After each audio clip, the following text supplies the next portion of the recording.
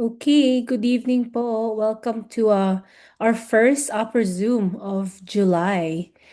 Um, we can get started on our praise report and prayer requests po. So for those who are in the listening mode, you can feel free to type it on the chat, and then we can start with Lola Fe. Lola Fe, what is your praise report and prayer request po?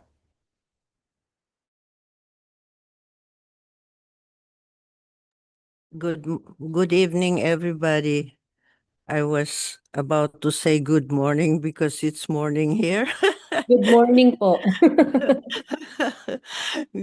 Again, good evening, everybody. I'm so thankful to the Lord that I'm able to be a part of this blessing through our Zoom prayer meeting. I also, before I forget, I would like also to thank the Lord for you, Sister Cled, Pastor Cled, because you're a blessing to the church.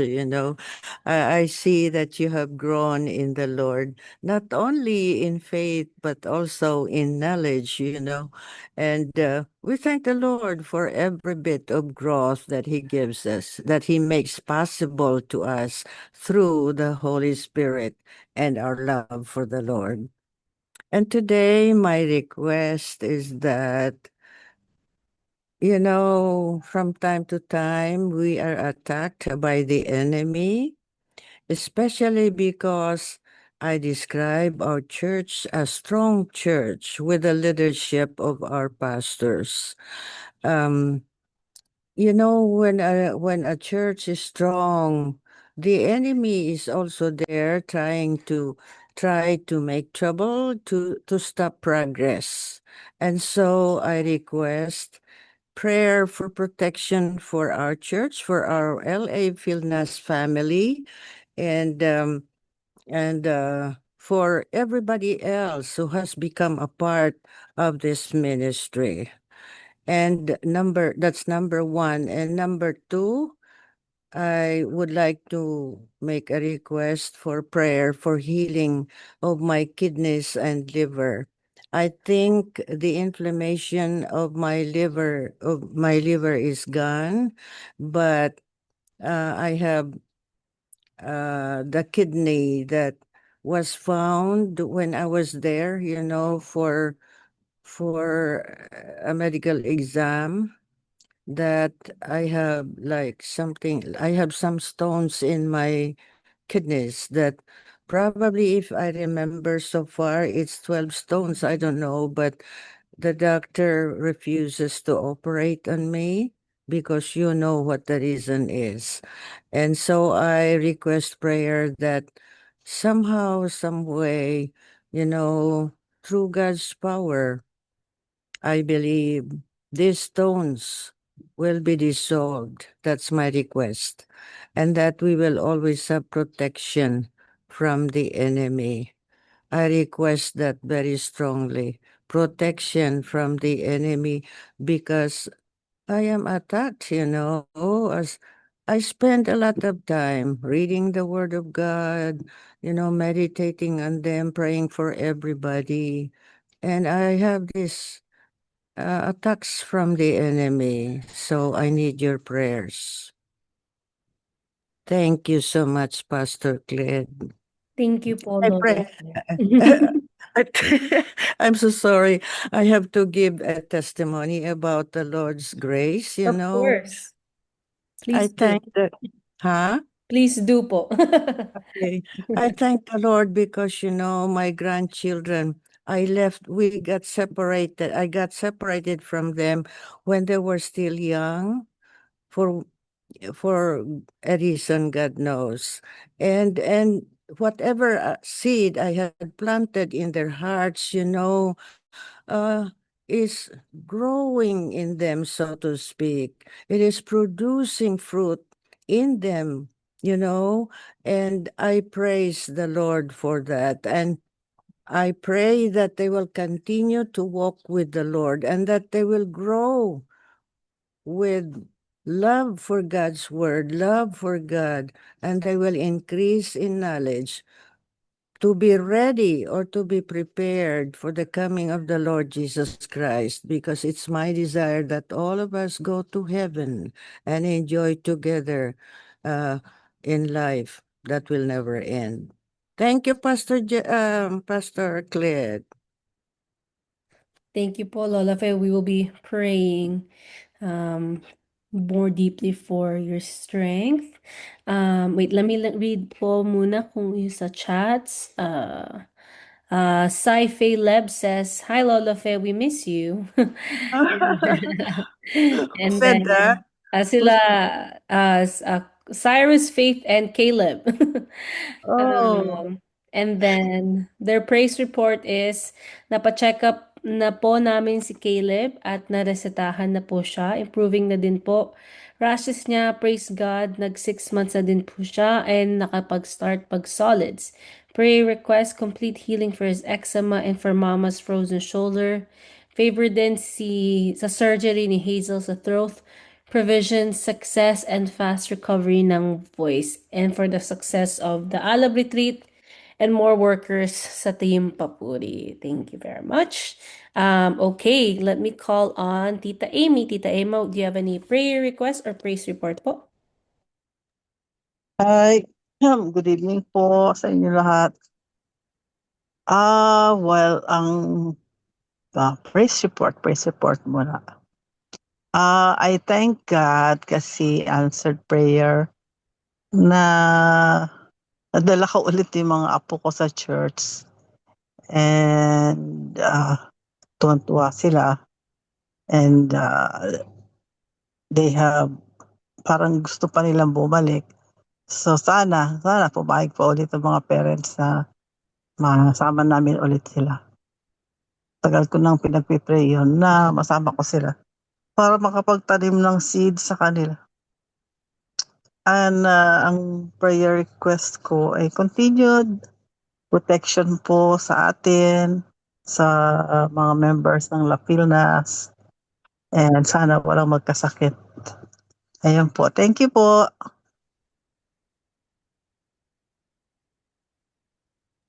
Thank you po. That's nakakatuwa nga po to see them again. I feel like I only see them during Really. VBS. So it was so good to see them last Sunday. Hopefully they can come again. Kasi mukhang naging masaya si Anaya kasi meron na siyang ka-age. Oo nga. Praise God. So let me call on, let's do good evening, Pastor Bert. Pastor Bert, meron po ba kayong praise report or prayer request?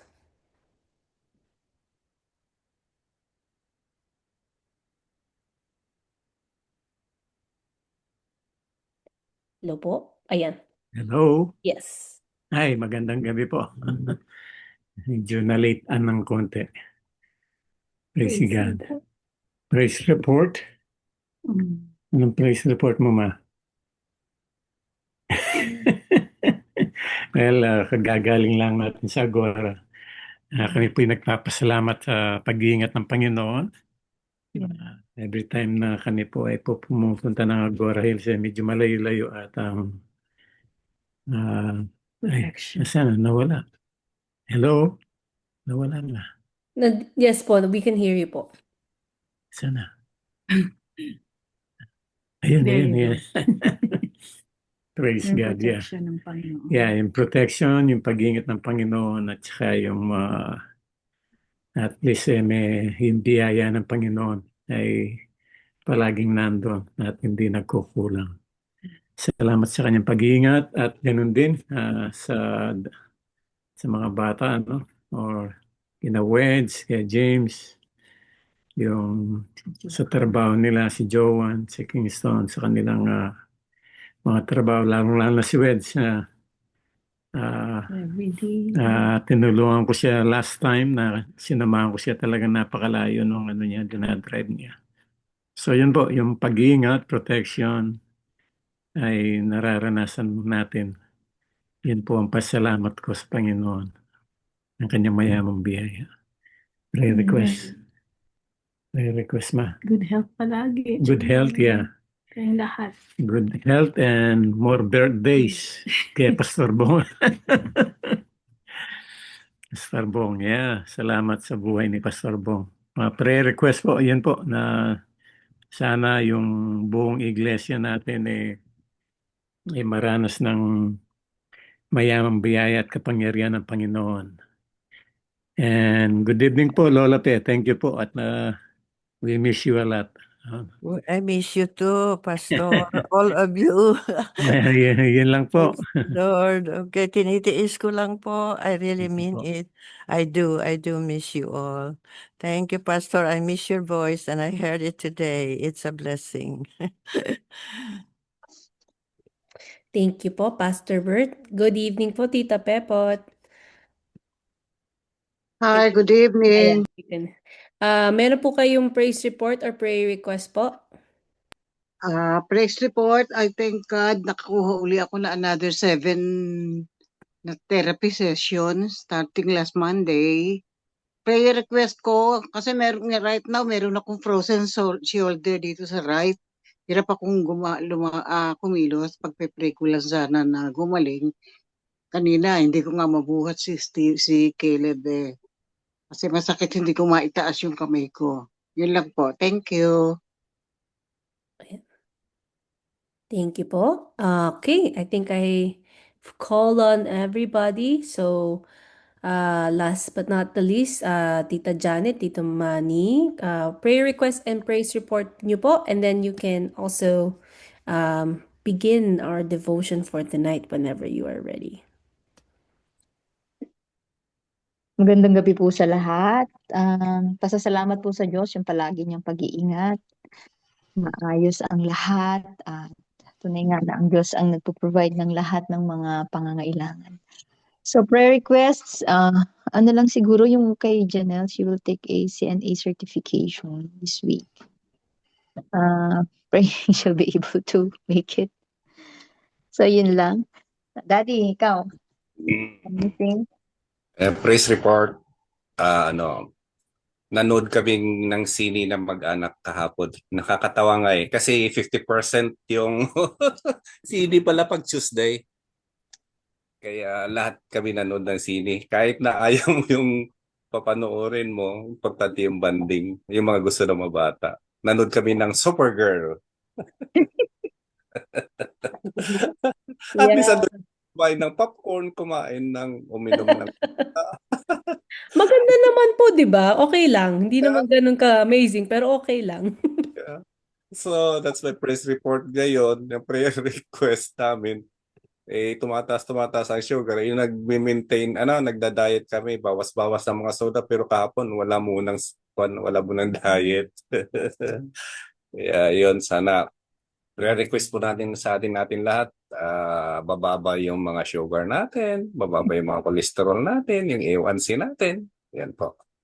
So, tulungan natin sarili natin aside from pinagpipringan natin kay Lord na bababa nga ang ating mga health problems natin, pero kailangan tulungan din natin sarili natin. Diet din po tayo. Yan po. Amen. Okay. Yan po. So, paano pa, Pikyo? Yan. Diretso na. Yeah. Diretso na tayo sa word. Okay?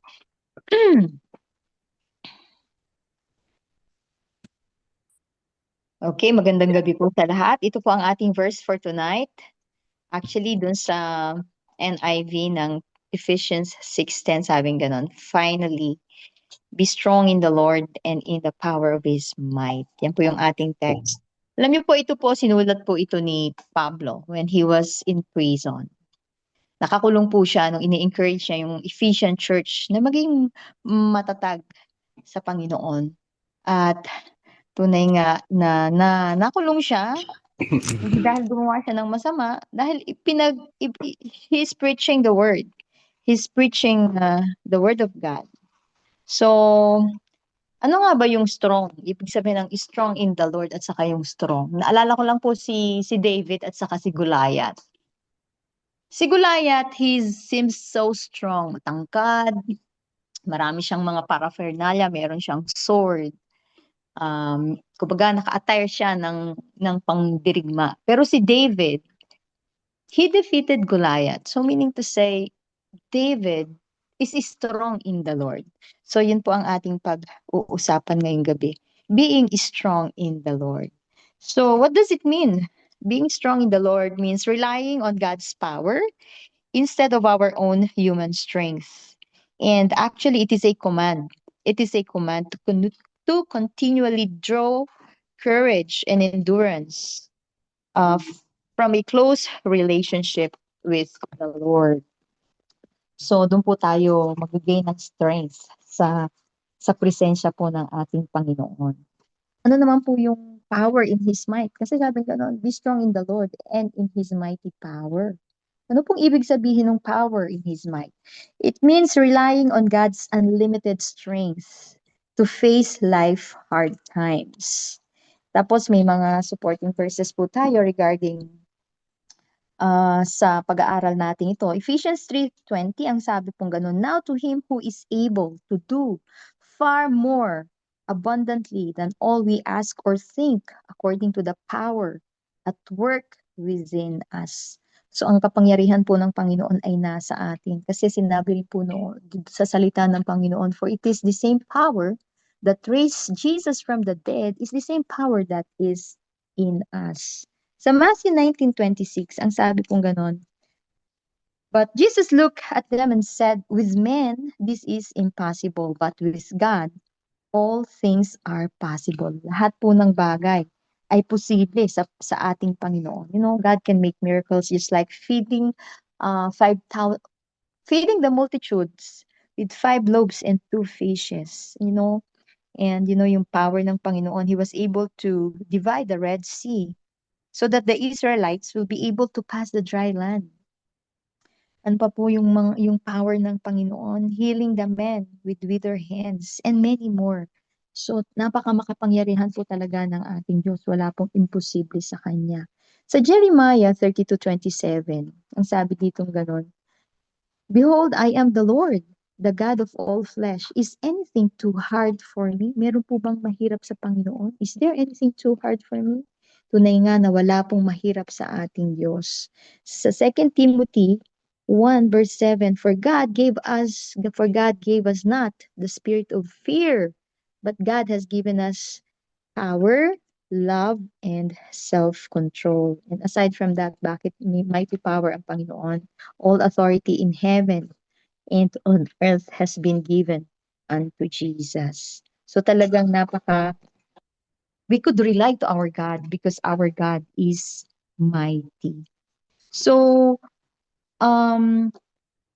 dito makikita din po natin, after nitong bilin ni Pablo, dun sa be strong in the Lord and in the strength of His might, yung finally, ito yung kanyang final exhortation sa mga believers in the church na merong armor. Si David, wala man siyang armor nung nakipaglaban siya sa Panginoon. Pero ito po yung armor para po maging strong in the Lord tayo. Ano ba yung fortress or shelter na dapat po natin isuot para po maging matagumpay po tayo sa ating lakad sa pakikibaka sa buhay na ito. So meron pong belt of truth. Alam niyo po yung belt of truth, nakalagay po yan sa bewang.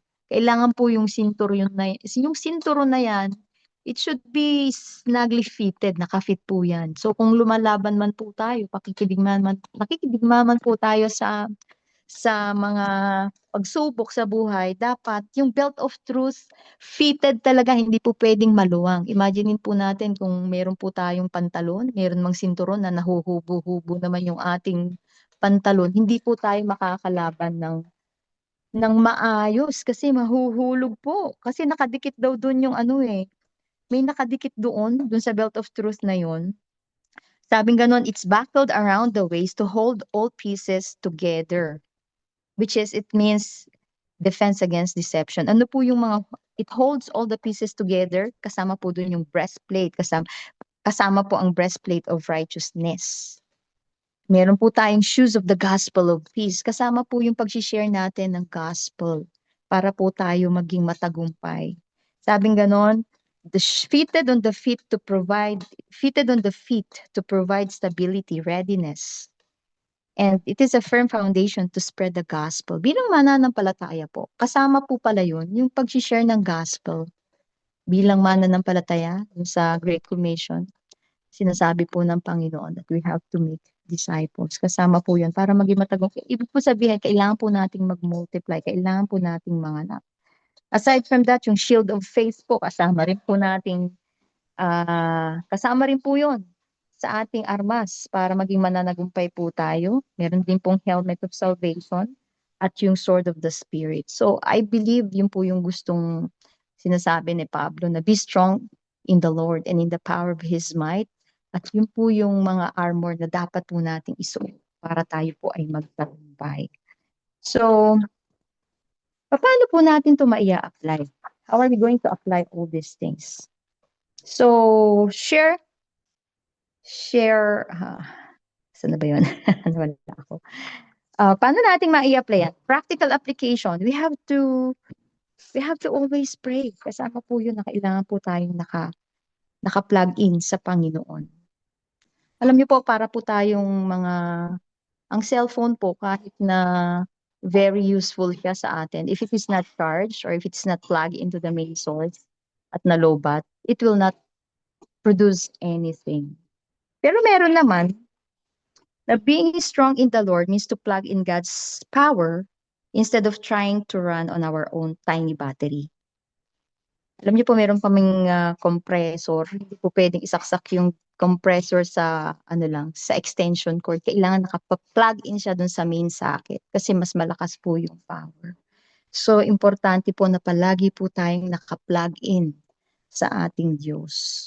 So, yan na po. At ira-wrap up ko lang. Ang sabi doon is, finally, my brothers, be strong in the Lord and in the power of His might.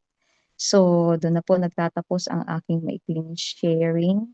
Purihin po ang Diyos sapagkat siya ang nagbibigay sa atin ng katagumpayan sa ating Kristiyanong pamumuhay. So, practical application, pray when you are afraid. Trust Jesus instead of worrying. Depend on God when facing temptation. Let God's word guide our decisions.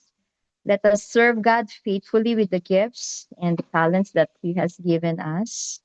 And let us face problems as a team, depending on God's strength instead of blaming each other. So, yun lamang po ang ating discussion for tonight. Yung ating question is, mamili lang po tayo. How can you apply this verse in your daily life? Daddy, gusto mong mag-share dito sa Q4D natin? Anything? Pwede naman, inuna mo ako. Sige. Siguro kaysa number 2, how can you practically encourage a friend or family member with this verse? Hindi lang sa friend or sa family, pero sa aking sarili din na, tama rin naman din sinabi mo na we have to be plugged in. Na parang example tayo, kung tayong cellphone, pag hindi naman tayo na-charge, hindi tutuloy-tuloy yung ating spiritual life. So, kailangan natin ang sinabi mo na talagang prayer para continuously tayo ay na-charge na maging strong tayo sa Panginoon. And then, aside from prayer, siguro one more example is yung dapat talagang hindi natin i-stop yung pag-attend natin yung our attendance to join the ministry, to join the fellowship kada Sundays kasi doon tayo nagkakarga, doon tayo nag-charge. Saka sa prayer meetings natin, doon sa mga declusters natin, doon sa declusters, doon sa cell groups po natin, kailangan natin mag-charge sa sarili natin. Hindi pwedeng malubat tayo. Pag nalubat tayo, delikado yun. Madaling pasukin ng temptation, madaling pasukin ng kaaway. So, ganun yun. So, encourage natin ang friends natin, family natin na continuously prayer, attend the Sabbath day na sinasabi, yung Sundays natin, yung prayer meeting natin, yung ating mga declusters natin, cell groups natin. Yan ang sa akin. Thank you so much. So, PQ, if there is anything that you can add up to this. So, thank you so much. Good evening po sa lahat.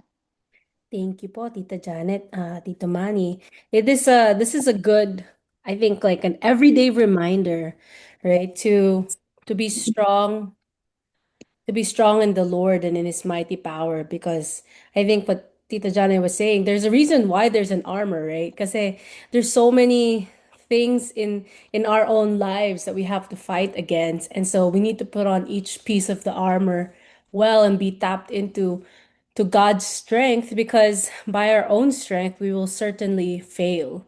And I'm sure everybody has stories of those failures when they realize na, oh, wait lang, I didn't tap into God's strength. Maybe that's why I'm struggling so hard. And so this is a great reminder. Okay, let me see. Let's start with Tita Pepot po. Tita Pepot, do you have any response for any of the questions po? Sukol sa akin yung number one, how can you apply this? Ano to? Tama.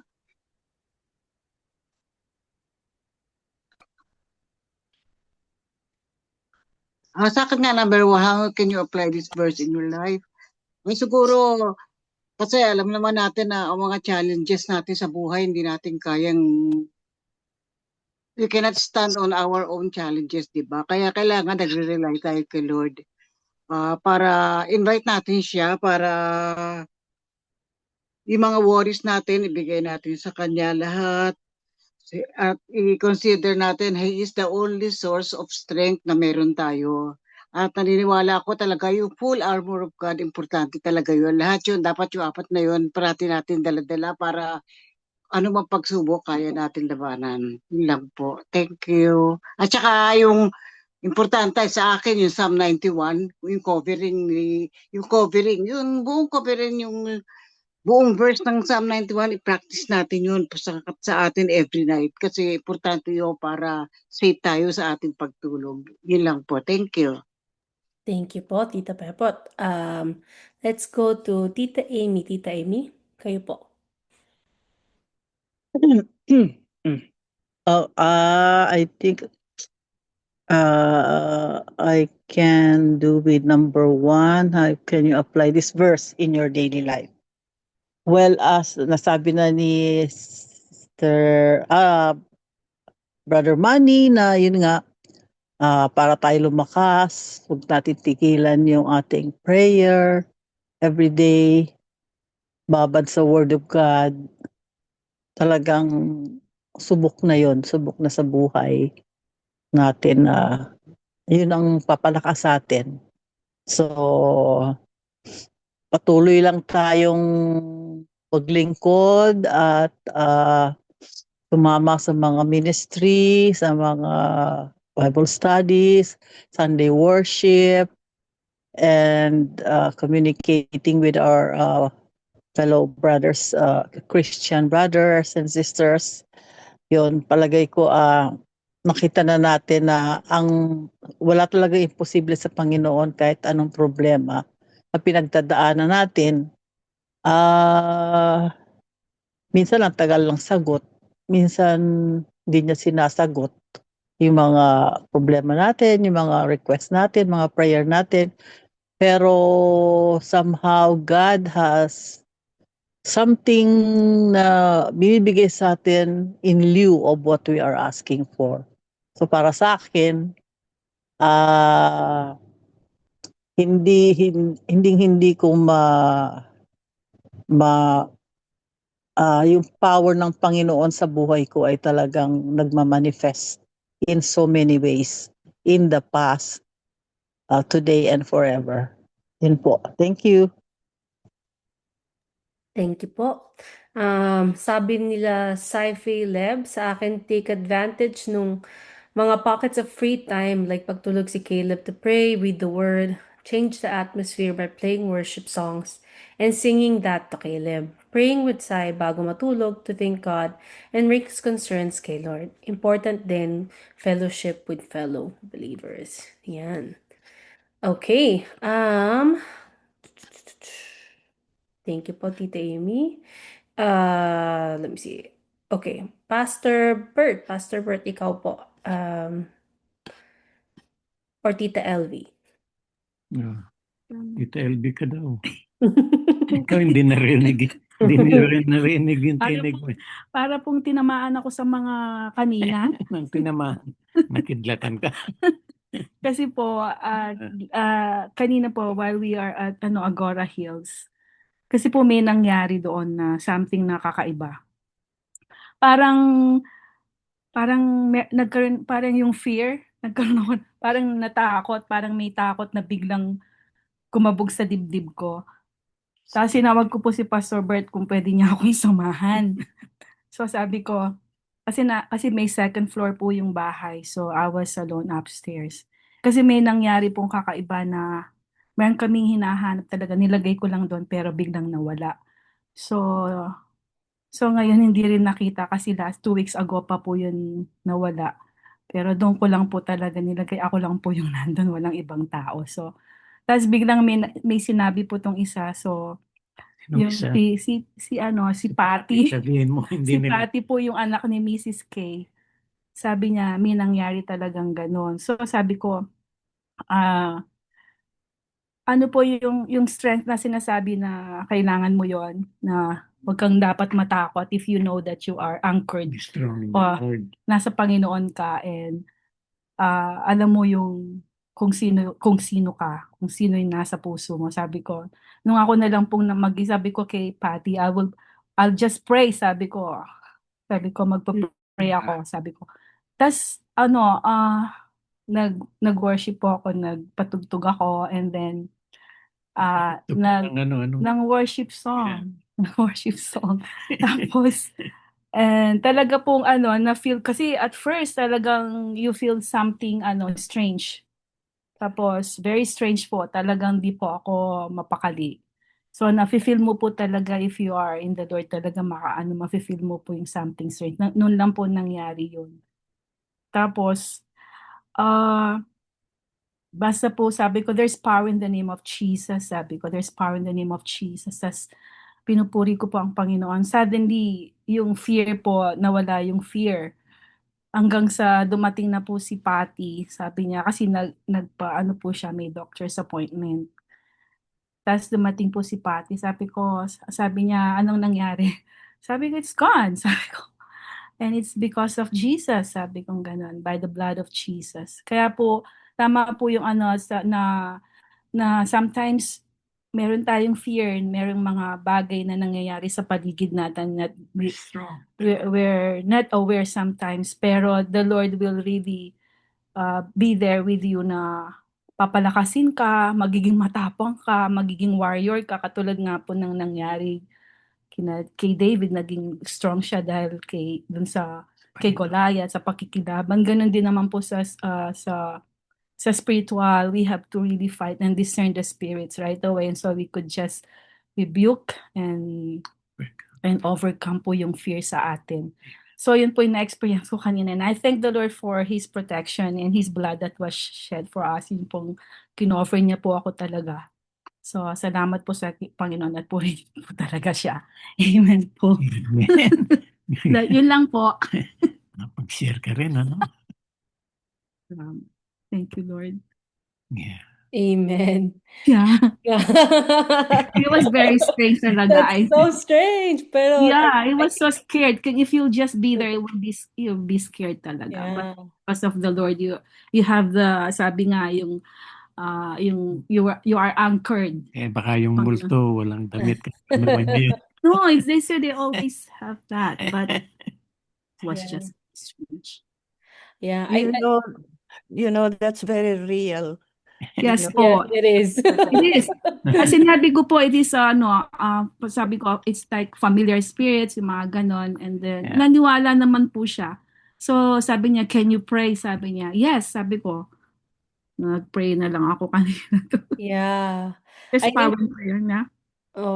Opo, yeah. I think like, when I think it's very obvious when, you have a relationship with God and then you enter into a space where there's something that's wrong. And this, like, God makes it aware that something is wrong. And I think like this is a good verse kasi then it reminds us that when we seek for strength, it's not just like, hindi lang physical or like emotional, but there's also something about the spirit and how we have to battle forces that we cannot see all the time. And so I think that's very, very real and also very great response to what you did, Tita Elmi. Kasi wala ka nang magagawang kahit ano. Kailangan mag-pray na lang at mag-play ng worship music para Yes, palabas. nilakasan ko yung sound ng music, ninakasan ko yung worship talaga. And I was really shouting the name of Jesus talagang kanina. Tapos Yeah. biglang nawala na yung goosebumps ko. Talagang you will feel it talaga. Yeah. It's very, very, very strong. Yeah. I remember po I was on a summer trip with some friends, and one of my friends, we decided to visit her friend na di ko naman kilala. And then the reason why na binisita namin yung bahay nila is because yung friend na yun hindi pa siya Christian at that time. Pero sinabi niya sa kaibigan ko na there's something off sa bahay namin. Parang may kumakalabog, mga ganun. Sabi niya, sinabi niya sa akin, pwede bang pumunta tayo doon, mag-stop muna tayo doon bago tayo bumalik na San Diego. Para pray lang yung bahay. So, I mean, it was a very interesting moment kasi I didn't think I would experience something like that in America. In the Philippines, I have experienced something like that, pero sa America, that was the first time. And like what you said, Tita Elvid, like for me, the moment we stepped into our house, it was so heavy. Like I couldn't explain it, and we were all feeling the heaviness. And then I remember we blessed the house and we prayed for it. And then when we prayed for it, parang nawala yung heaviness sa place. So it's prayer is the best weapon that you can use in those situations talaga. So, all right. Thank you so much, Tita LV. Ay, let's see. I think the only one that we have left is what happened to my list? Lola Fe. Kayo po, Lola Fe. Any response to the questions po? Okay. I'll be answering number 1. How can you apply this verse in your daily life? Now, going back to the scripture, it is a command. Be strong in the Lord and in the might of his power. It is a command. Why this command?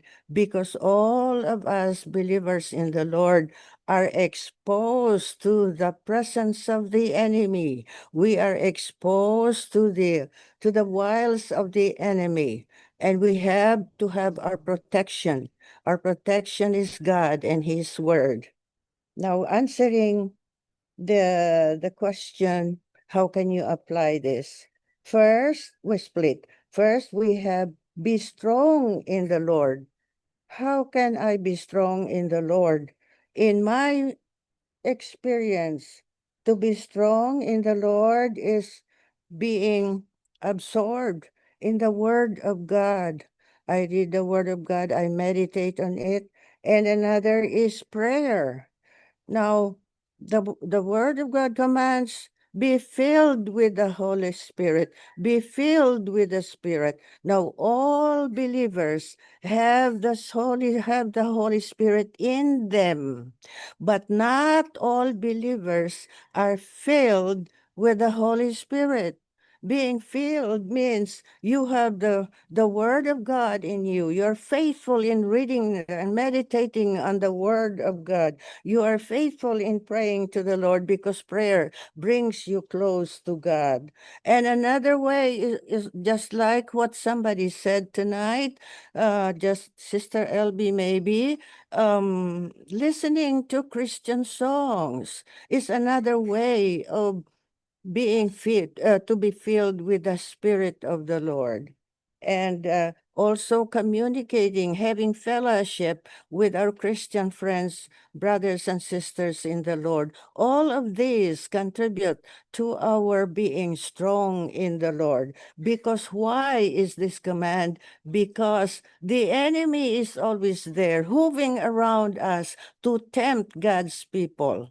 Like me, I'm strong in the Lord, but the enemy attacks me once in a while. And I know what the purpose is because I am praying for everybody's covering. I'm praying for every's growth in the Lord and so on and so forth.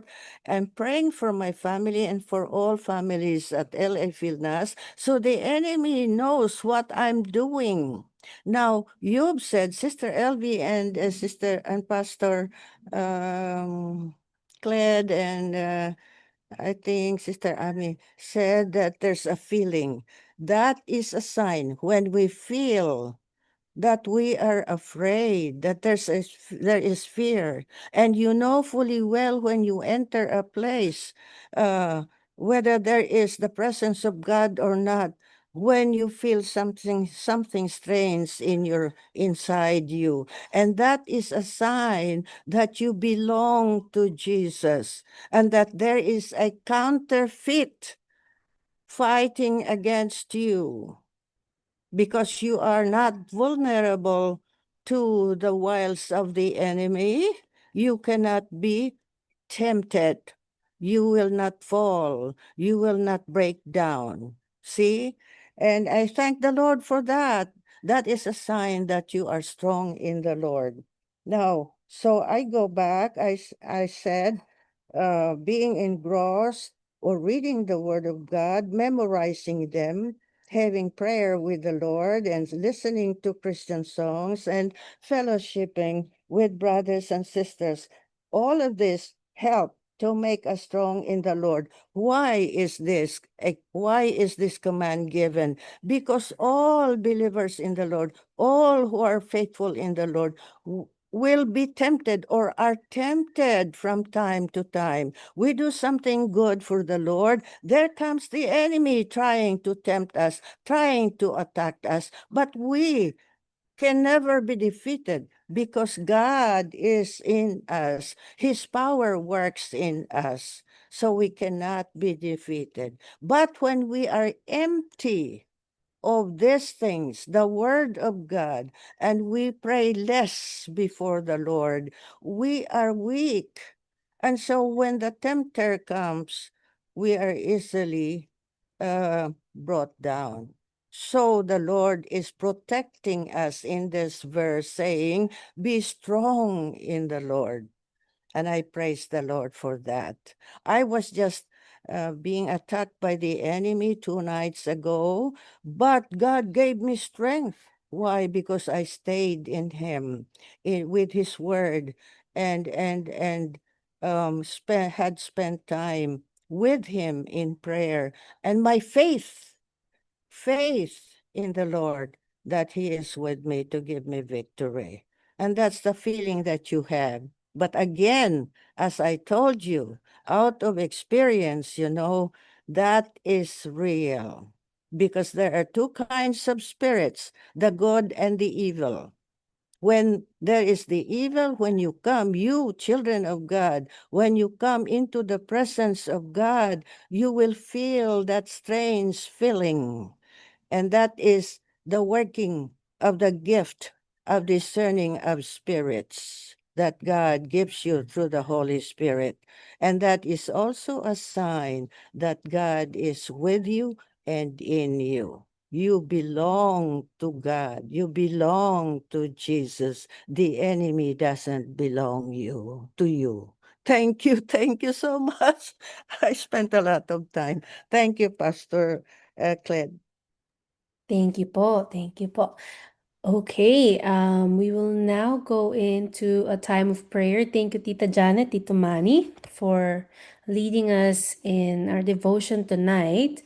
Before we begin, I just want to, so Tito Manny will lead us for the attendees, and then Lola Fe will pray for the Church of the Nazarene. Tita Janet will do the complete healing and various prayer requests. And then Pastor Bert will do our connecting events. Actually, give me 1 second. Oh no. Ilang po.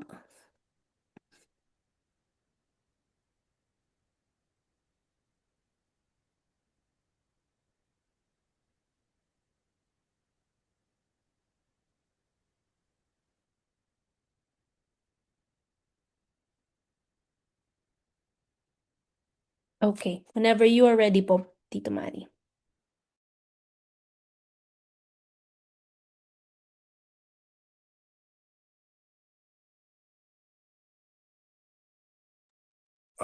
Birthday celebrants. So, yung birthday celebrants po, So, June.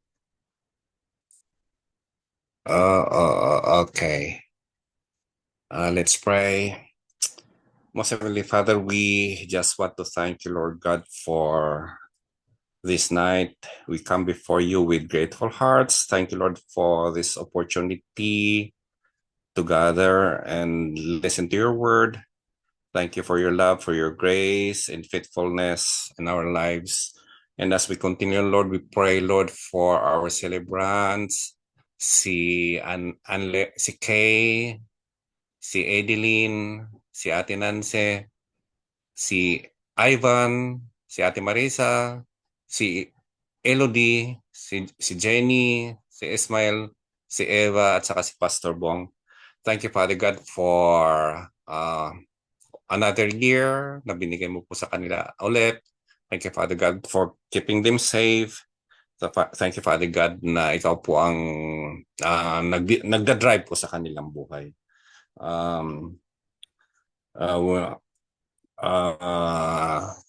Yes, Lord, thank you, Father God, for the lives. We just give you glory and thanks in Jesus' name. At saka sa mga celebrants po natin, sa anniversary natin, si Ate LV at saka si Pastor Bert, si Ate Mai, saka si Kuya Vince, saka si Ate Marisa at si Kuya Tony. Thank you, Father God, for their wedding anniversary. We pray for more years to come, for a lot of more years to come. Yes, Father God, we just give you glory and thanks in Jesus' name. Amen.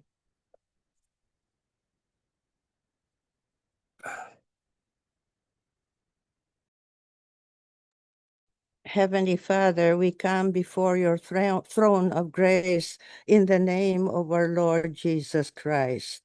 We come before you, O Lord, because you are our God, you are our Lord, you are our Jehovah, you are our everything, and you are the God of mercy and love. You are our Creator and the giver of life, O God.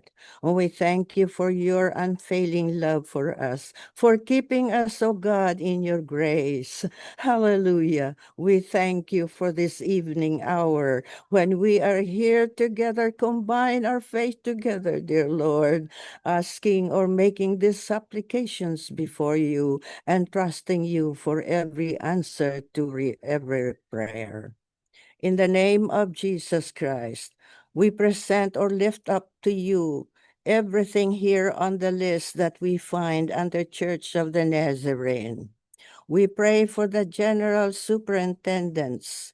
We thank them. We thank you for their lives. We thank you for their love for you. We thank you for their guidance, oh God, and for their prayers that they make for us, for everybody, oh God, for us.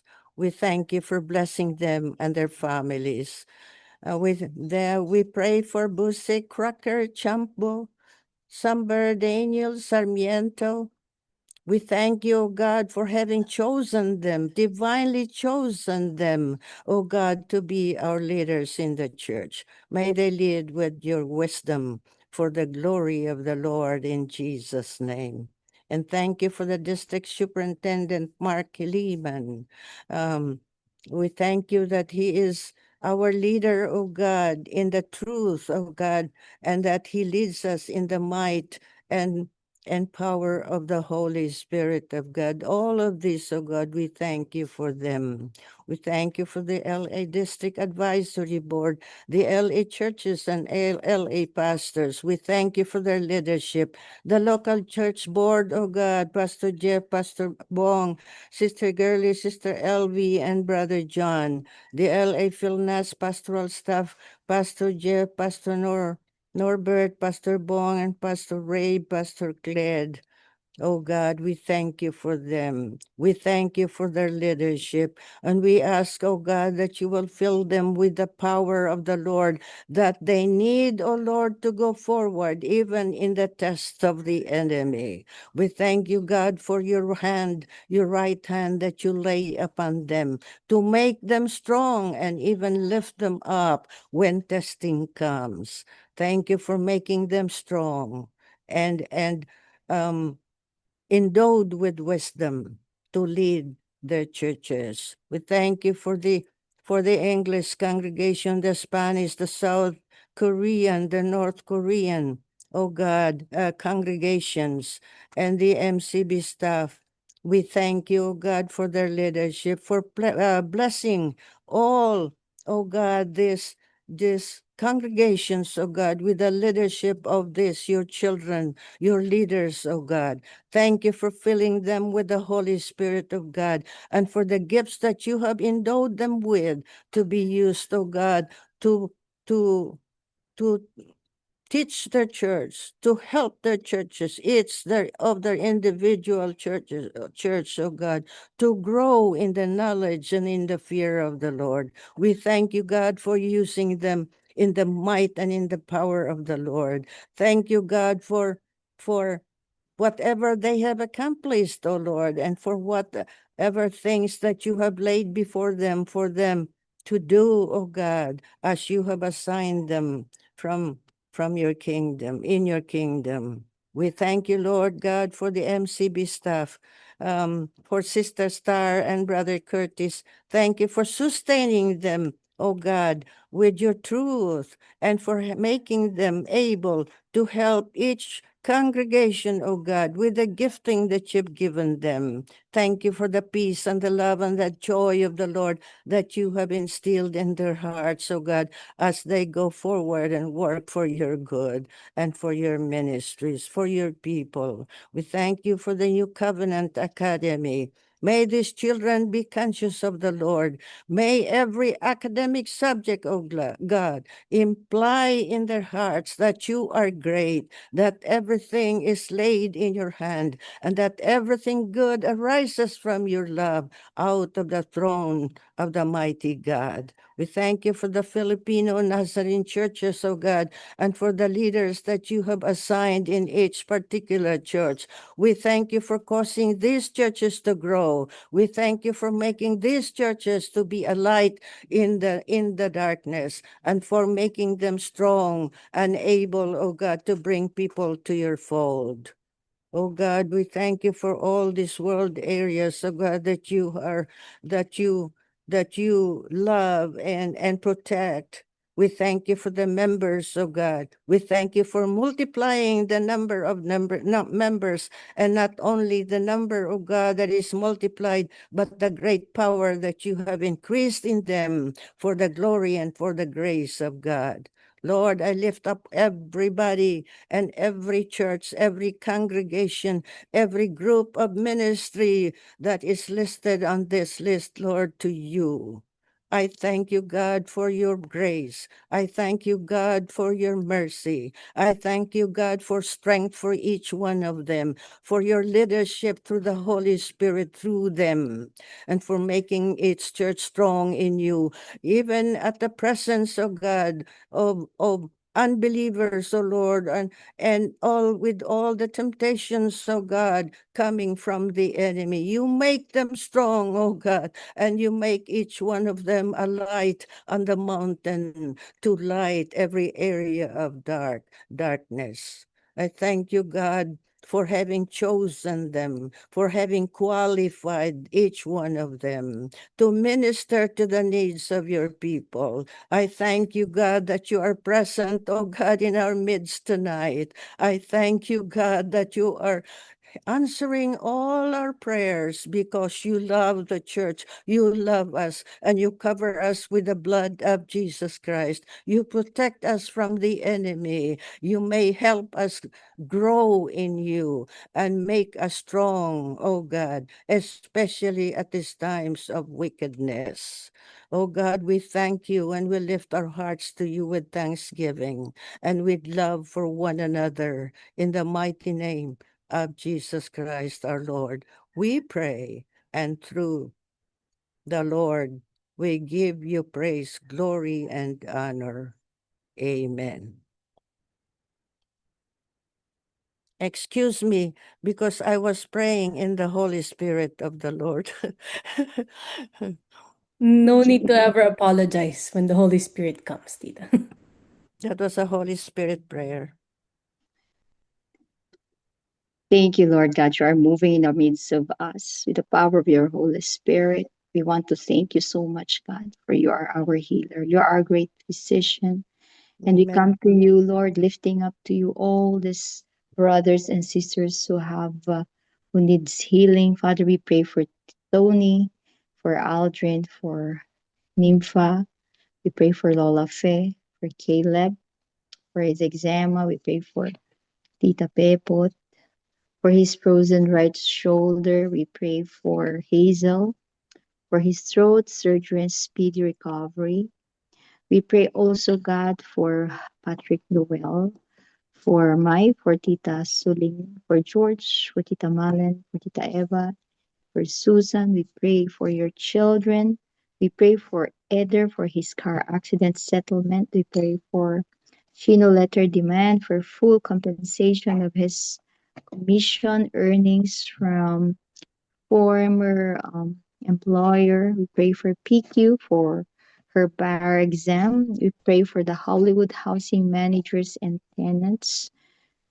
Know that there will be no untoward incident. We pray for good health for all the members, safety for all those who are driving, night shift duties. We pray, Father God, for Allison to finish her summer class well. We thank you for Janelle for her CNA certificate. God, tonight we declare that you are our great healer and our great physician. We pray for your people. We pray, Father, that you will just touch their bodies from the top of their heads to the very tips of their toes. Let your healing power touch them and restore them to the full. Spirit, soul, and body be healed.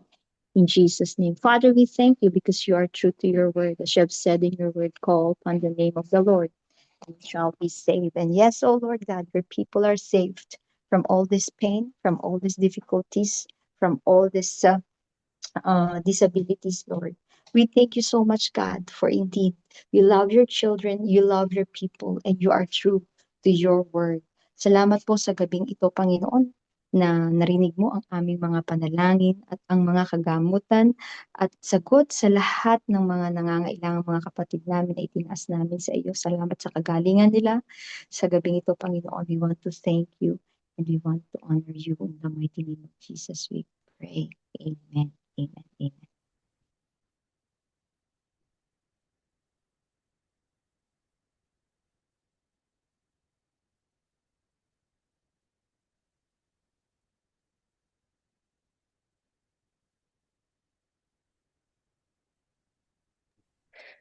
God, Lord, we lift up our coming events, Lord God. We know that each of these events, God, are meeting spaces of your spirit, Father, Lord. So we just pray that you would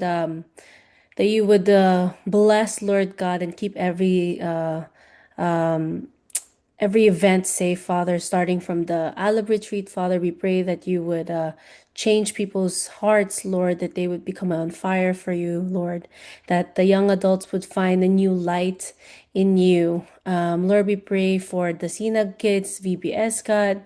We pray that these children will fall in love with you at a young age, Lord, or a seed will be planted that will grow one day.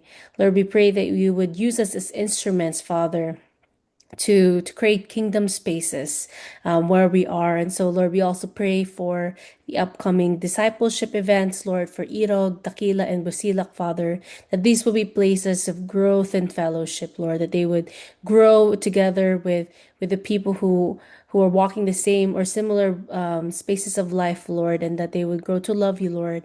We pray for our anniversary, Lord, this upcoming September. We thank you, God, because you are a God who is faithful in every season. And so we thank you for your faithfulness for us last year and for the coming year that we have as a church. Lord, we also pray for the retreats for the Dakila and Busilak, Lord. We pray that you would use these spaces and time, Lord, to refresh your people, that you would give them a new heart, Lord, and that they would see you in a different light. Lord, we also pray for our spring family camp next year. Lord, we are excited for what you will do in this family camp. We know that you have great things in store for it. And so, Lord, we just lift it up to you. And also, Lord, we pray for the General Assembly next year, Lord, that you would just bless the people who will attend it, Father, that you would give wisdom to the voting, to everything that goes on into the conference, Lord, and that you would keep our delegates safe when the time comes that they attend it. Lord, we lift up every connecting event, evangelism, projects that we have, Lord, let you be in the center of everything that we do, Father. We thank you, we love you, and we praise you. In Jesus' name we pray. Amen. Father, we pray for your people, that your people will grow in faith. We pray for each and every member of the Lawfulness family. We pray for our pastors and leaders that would you please, oh God, give them supernatural strength and favor. We pray, Father, that people will be raised up, Lord, to help our pastors in their work. There's so much work to be done. We pray that you will put a heart of service amongst your people.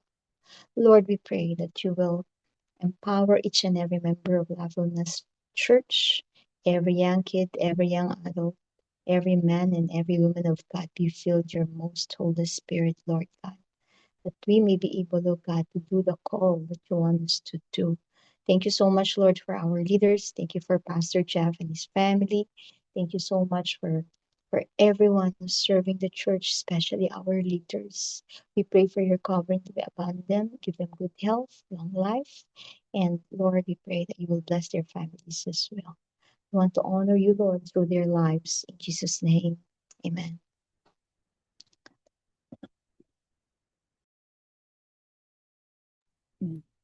Praise God. Yeah. Thank you, Lord. Salamat po, Panginoon, sa gabing ito, sa lahat ng aming mga nadalangin at dalangin din namin, O Diyos, nawa na aming pagpapala ay patuloy mong igawad sa iyong mga anak. Hanggang sa aming pamamahinga sa gabing ito, ikaw pa rin ang aming maranasan. The Lord bless you and keep you. The Lord make his face shine upon you and be gracious to you. The Lord turn his face towards you and give you peace. In the name of God the Father, God the Son, and God the Holy Spirit. Amen and amen.